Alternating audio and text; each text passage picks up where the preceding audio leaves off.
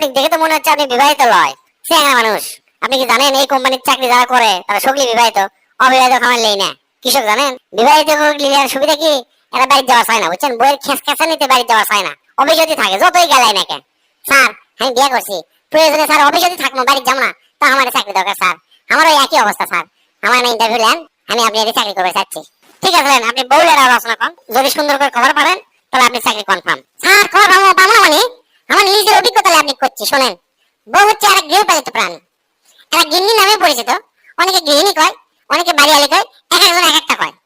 এরা সাধারণত মানুষের লাগানতেই দেখতে, দুটা হাত আছে, দুটা পা আছে, লাক আছে, দুটা কান আছে, সবই আছে। তবে জিনগত কারণে মানে এরা চাপা নামে জিনিস বেশি পাচ্ছে, বুঝছেন? চাপাটা হচ্ছে কি, এই বউগুলা পাশের বাড়ির ভাবি কিংবা ধরেন স্কুল আছে, স্কুলে স্কুল গেছে, স্কুল যারা বসে থাকা লাগে, দেখবেন যে অন্যান্য ভাবিরা আছে, একের সাথে যে চাপাটা মারে মনে করেন জীবনেও কোনো ছেলের দ্বারা সম্ভব নয়। এখন যদি হিন্দি সিরিয়াল দেখতে বসতে দেন, তখন যদি কন চলো কেএফসি থেকে তোমাকে মুরগি খিলাই, এরা উঠতেই না, দরকার নাই মুরগি, কিন্তু হিন্দি সিরিয়াল দেখাই লাগবে। এরা স্বামীর সাথে যদি কেঁচা লাগে, বুঝছেন? মানে কেঁচালো যদি জিততে না পারে, জিতার আগ পর্যন্ত এরা চিল্লাতে থাকবে মনে করেন। মানে স্বামীর মান সম্মান থাক বা না থাক, বংশের মান সম্মান থাক বা না থাক, সংগ্রাম চালিয়ে যাবে মনে করেন। আবার কথায় কথায় করবে কি, বাপের বাড়ি যাওয়ার আপনি আলটিমেটাম দিবে, বুঝছেন?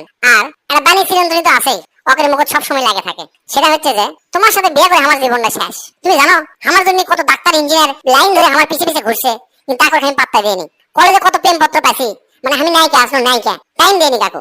শেষে এসে তোমার মতো রাম ছাগল আমার বিয়ে করা লাগলো। এই ডায়লগ মনে করেন আমার মনে হয় এই পৃথিবী এত পৃথিবী বাদ দিন বাংলাদেশের 90টা বেড়াছে লোকের শোনা লাগে। আর মিচ্ছানাতি চোখ দিয়ে এত পানি বাড়ায়, মানে ক্যাঙ্কা করে যে এনাতেই কান্দা পারে আমরা তো নিজেও জানি না।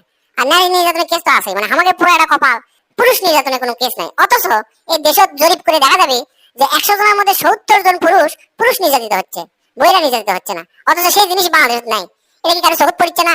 আর তুলনার কথা যদি একবার শোনেন, মানে প্রতিদিন আপনি তুলনার কথা শোনা লাগবে।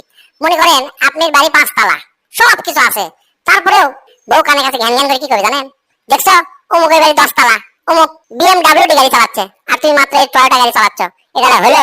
তারপরে আপনি যদি সারা বাংলাদেশ কিনে দেন, ওই 2 দিন খুশি থাকবে বাংলাদেশ নেওয়ার পর। তার 2 দিন পরে এমন মন খারাপ করে আপনি কি করবে জানেন? বেশ তুমি আমাকে বাংলাদেশ দিছ, বাংলাদেশ একটা মিথ্যা দেশ, দেখো পাশের দেশ দেখো ভারত কত বড়, ওকে একটা দেশ দিলে আমার জন্য ভালো হলো নি।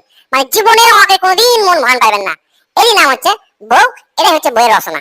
ভাই আপনি কি রচনা শুনালেন? আপনি রচনা শুনে তো আমার মাথায় নষ্ট হয়ে গেল। আপনি তো আমার এখনই চাকরি দিবার মন চাচ্ছে।